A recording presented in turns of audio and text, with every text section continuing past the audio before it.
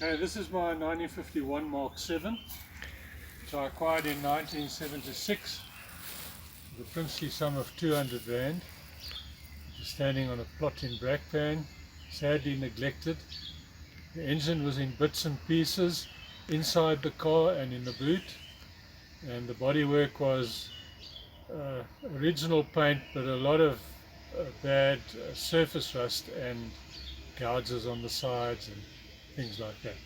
So over a period of about 8 years I restored this car, got it on the road in 1984, and well, you know, nothing's really been done to it ever since.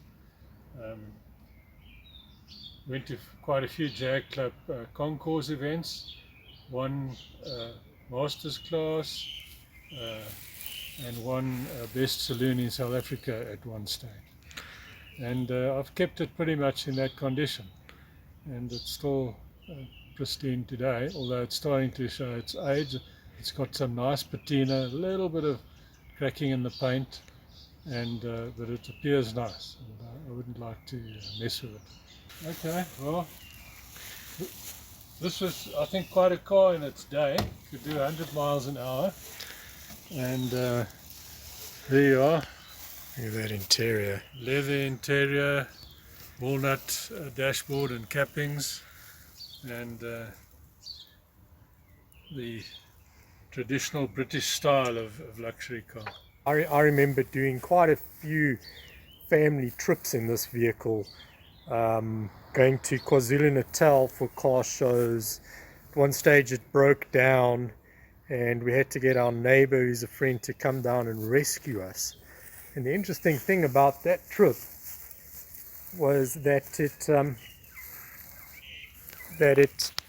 it used less petrol towing it back in a modern Audi than the Jag used on its own going down there. How reliable is this car? Well, it's been pretty reliable, except for that one time when I ran a bearing, but that was my fault. I'd allowed the oil to get too low, and the oil surged when I went round a sharp corner, and I could hear the bearing start knocking. So that was remedied. But what other trips have you done with it? Road trips? Well, and in 2000, the Millennium Jag Club tour, we went right around the eastern part of South Africa, around Lesotho, and over about a week, and it ran faultlessly. Did about 2,000 kilometers, and I think this was one of the few cars about the whole entourage that never gave any trouble. Can we do another trip, 2,500? I reckon we can do it. We just need to get some new tires and give it a good service. Yeah, but this isn't what we're here to talk about.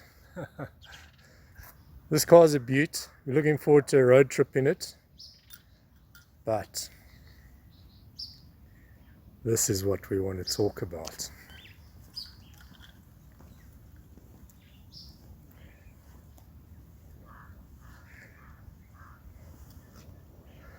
(1964) right-hand drive fixed head coupe, 3.8 litre Series 1 E-Type Jaguar. Right, Dad, tell us about this car. Well, I got this car in about 1983 when I was still working on the Mark 7. I hadn't finished it, so I had to wait a while before I started working on the E-Type. I got it through a friend in the Jag Club, John Fraser, who heard about the car in Welkom in the Free State. And he went down and fetched it, and he actually drove it back. The car rode very well. It had a very healthy engine, but that was about all. It had about 0 brakes, so it was about a lethal weapon. But it was still very, very powerful and very fast. But there was a lot of rust. It's an ex-UK car, obviously. I don't know how it ended up in South Africa. And so there was extensive bodywork restoration to be done. I had initially intended just to do a sort of a rolling restoration and gradually improve it. But soon discovered that there was so much rot that it needed extensive monocoque repairs. So it was totally stripped down to a bare shell, and everything below the sill line, inner and outer sills, floors, boot floor, rear boot panel, those were all replaced, and a myriad of other little parts made and patched in. And it sort of languished for quite a while, you know. Life and work got in the way, and time and money was scarce. So, but I'd still work on it from time to time, do a few things. And then about 5 or 6 years ago, I started to give it a real push and finish it, which I wanted to do sort of more or less before I retired, but didn't quite happen. So eventually got it done after retirement. And that's because you didn't retire quite when you planned to. well, yeah, sure, you know. I had to fund the restoration, so I had to carry on working. Well in the sunshine, doesn't it? It does, it really is a beaut. Well done, Dad. Thank you. We hope to get it registered soon. There are a few hoops to jump through with the police and clearance and all that sort of stuff that needs to be done. So, do we get to go for a drive? Maybe. Yeah, should we go for a drive? Let's go for a drive. Alright, here we go.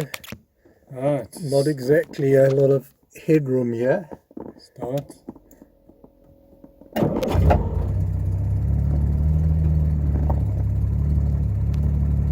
Listen to that engine.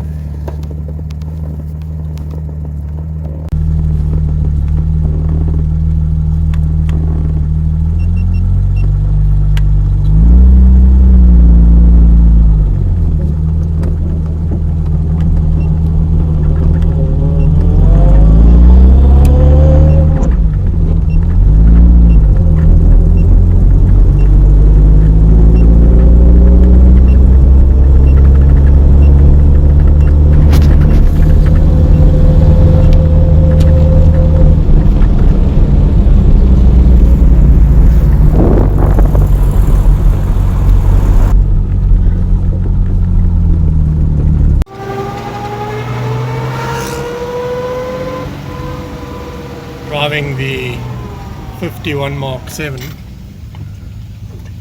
following 64 E-Type. And I almost rode into the back of it. That would have been a disaster.